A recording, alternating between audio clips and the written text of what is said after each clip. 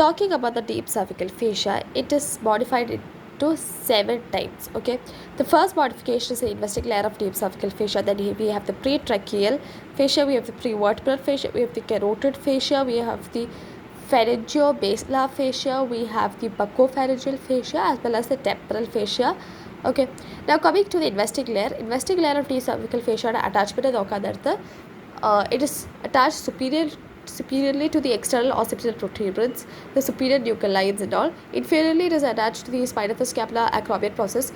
Anteriorly, it is attached to the hyoid and the suprasternal notch, and it is also continues with the fascia present on the opposite side of the neck. Now, coming to the posterior attachment, it is attached to the ligament nuchae and the spine of the seventh cervical vertebra.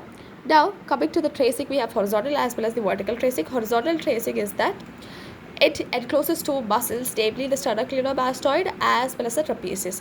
Now, the first, it splits it into to enclose the trapezius. Okay. Now, and it also forms the roof of the posterior triangle. Then it encloses the sternocleidomastoid and forms the roof of the anterior triangle.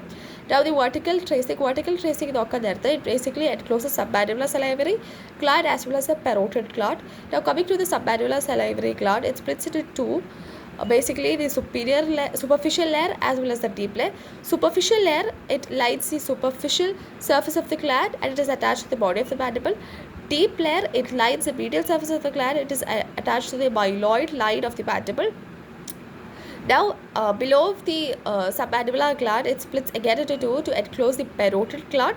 Now, the superficial part of the parotid gland, the layer covering the superficial part of the parotid gland is known as parotidomastoid fascia, and it is attached to the zygomatic arch. Now, the deep layer gets attached to the tympanic plate as well as the styloid process. Now, another thing is that we can also see a ligament here, namely the stylomandibular ligament, which is attached to the styloid process as well as the mandible. Then it encloses two space, namely suprasternal and supraclavicular. Coming to the suprasternal space, it is seen near the sternum as its name states. Now, above the sternal notch, it splits into two, the anterior and posterior. It gets attached to the anterior and posterior part of the suprasternal notch. It encloses structures like the sternal head of the sternocleidomastoid, the jugular venous arch, the interclavicular ligaments, lymph nodes and all. Now coming to the supraclavicular the same way in the middle of the clavicle, it divides into the anterior and posterior layer.